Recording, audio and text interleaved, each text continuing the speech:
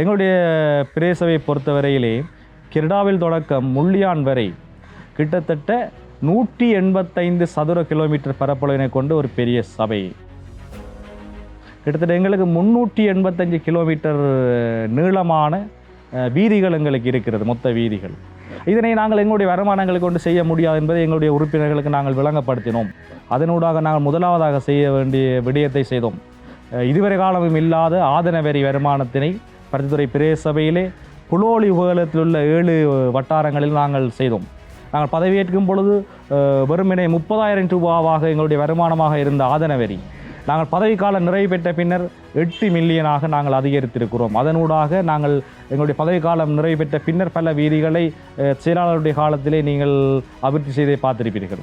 அது மட்டுமன்றி உள்ளூர் அபிவிருத்தி ஆளுகை திட்டத்தினூடாக கிடைத்த எங்களுடைய சபைக்கு கிடைத்த நிதிகளை வருமானம் ஈட்டக்கூடிய வகையிலே கிராமக்கோட்டு சந்தியிலே பெரிய ஒரு கடை தொகுதி ஒன்றை நாங்கள் அமைத்திருக்கிறோம்.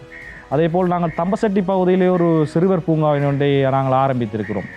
அவர் பல்வேறு வகையிலே எங்களுடைய பிரதேச சபைக்கு எப்படி வருமானங்களை அதிகரிக்கலாம் என்ற ஒரு எண்ணத்தோடு செயல்பட்ட சபை எங்களுடைய ஆட்சி காலத்திலே, மத்திய அரசு நல்லாட்சி காலத்திலே தமிழ் தேசிய கூட்டமைப்பினுடைய அணுகுமுறையினாக பருத்தித்துறை பிரதேசபைக்கு மாத்திரம் நாங்கள் கிட்டத்தட்ட 600 மில்லியனுக்கு மேற்பட்ட அபிவிருத்தி வேலை திட்டங்களை நாங்கள் செய்திருக்கிறோம். இனிவரும் காலங்களிலே ஒவ்வொரு வட்டாரங்களிலிருந்து வீதிகள் என்ற அடிப்படையில் மக்களிடமிருந்து பெறப்படுகின்ற கோரிக்கைகள் மிக குறைவானதாகத்தான் இருக்கும்.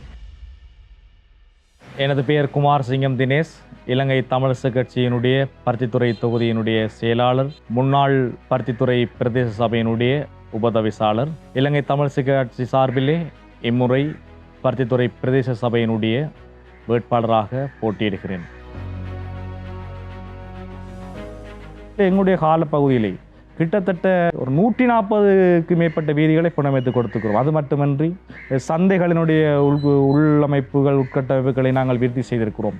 எங்களுடைய பிரதான வருமானம் ஆதன வரி மற்றும் சந்தைகள், குத்தகைகள், கட்டடங்களுக்கான வாடகை பணங்களாக இருந்தாலும் கூட அல்லது நீதிமன்ற குற்றப்பணங்களாக இருந்தாலும் கூட இனிவரும் எங்களுடைய ஆட்சி காலத்திலே நாங்கள் வடமராட்சி கிழக்கு அம்பன் மற்றும் செம்பியம்பெற்று உப அலுவலக பிரிவுக்குட்பட்ட வட்டாரங்களுடைய ஆதன வரிகளையும் நாங்கள் நடைமுறைப்படுத்தி எங்களுடைய வருமானத்தை நாங்கள் அதிகரித்து ஒரு உள்ளூராட்சி மன்றத்தினால் செய்யக்கூடிய அத்தனை வேலை திட்டங்களுக்கும் அந்த மக்களுக்கு சென்றடையக்கூடிய வகையிலே எங்களுடைய ஆட்சி அமையும். பொலுகண்டி வட்டாரத்தில் மட்டும் என்னுடைய 5 வருட காலப்பகுதியிலே நாங்கள் 220 மில்லியனுக்கு மேற்பட்ட நிதியினூடாக அபிவிருத்தியை நாங்கள் இங்கே செய்திருக்கிறோம். பொலுகண்டி கிழக்கு கடத்தொழிலாளர் கூட்டுறவு சங்கத்தினுடைய மீனவர்களது கோரிக்கைக்கு இணங்க அவர்கள் ஒவ்வொரு பருவகால மழை காலங்களிலே வள்ளங்கள் வலைகள் செய்தப்படுகிறது என்பதை எங்களுடைய கருத்தில் கொண்டு வந்தார்கள்.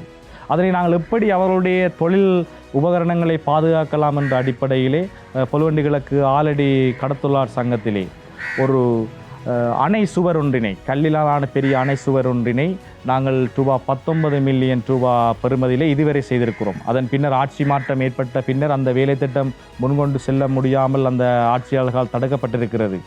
அது மட்டுமின்றி கிட்டத்தட்ட பொலுகண்டி வட்டாரத்திலே நான் 38 வீதிகளை முன்னுரிமை அடிப்படையிலே நான் புனரமைத்து கொடுத்திருக்கிறேன். அது மட்டுமல்ல, விளையாட்டுக் கழகங்களுடைய புனரமைப்புகள், என்னுடைய வட்டாரத்தில் இருக்கின்ற 2 பாடசாலைகள், கொற்றாவத்தை அமெரிக்க மிஷன் பாடசாலை, பொலுகண்டி இந்து தமிழ் கழகம் பாடசாலை, 2 பாடசாலைகளுக்கும் நான் கடமையாற்றிய தனியார் நிறுவனத்தினூடாக ரூபா 1 மில்லியன் நிதி ஒதுக்கீட்டில் அவர்களுக்குரிய கணனி வகுப்பறை தொகுதிகளை நாங்கள் அந்த பாடசாலைகளை செய்து கொடுத்துருக்கிறோம்.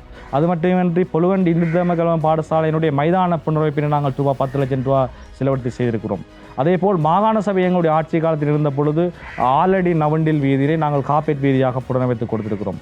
அது மட்டுமன்றி திக்கம் இளைஞர் விளையாட்டுக் கழகத்தினுடைய தண்ணீர் தாங்கி மலசலகூடம், திக்கம் சித்திவினார் வித்தியாலயத்தினுடைய 2 மாடி கட்டட தொகுதி, அதே போல் திக்கம் வடிசாலை மீள் புனரமைப்புக்காக 185 மில்லியன் அடிப்படையிலே நீங்கள் அதை பார்த்தால் தெரியும். அந்த புதிய கட்டடம் ஒன்று அங்கே உருவாக்கப்பட்டு கொண்டிருக்கிறது. ஆனால் ஆட்சி மாற்றத்திற்கு பின்னர் அந்த நாங்கள் முன்கொண்டு சேர்ந்த வேலை திட்டங்கள் அனைத்தும் ஏதோ ஒரு காரணங்களுக்காக முற்றாக நிறுத்தப்பட்டிருக்கிறது. திக்கம்பாடு சாலையை முற்றாக நாங்கள் மீண்டும் செயல்படுத்த வேண்டும் என்று எங்களுடைய கட்சி விரும்பினர். ஏறத்தாழ யாழ் மாவட்டத்திலே 6000 குடும்பங்கள் அந்த தொழில் சார்ந்த தொழிலை மேற்கொண்டிருக்கிறார்கள். அவர்களுடைய அந்த இருக்கின்ற வளத்தினை வைத்து நாங்கள் ஒரு உற்பத்தி பொருட்களை செய்யக்கூடிய ஒரு வடிசாலையை நாங்கள் மீள இயக்க வேண்டும் என்று எங்களுடைய கட்சி பெரிதும் அது என்னுடைய வட்டாரத்தில் இருப்பதனால் நாங்கள் அதிக அக்கறை அதுக்கு செலுத்தியிருக்கிறோம்.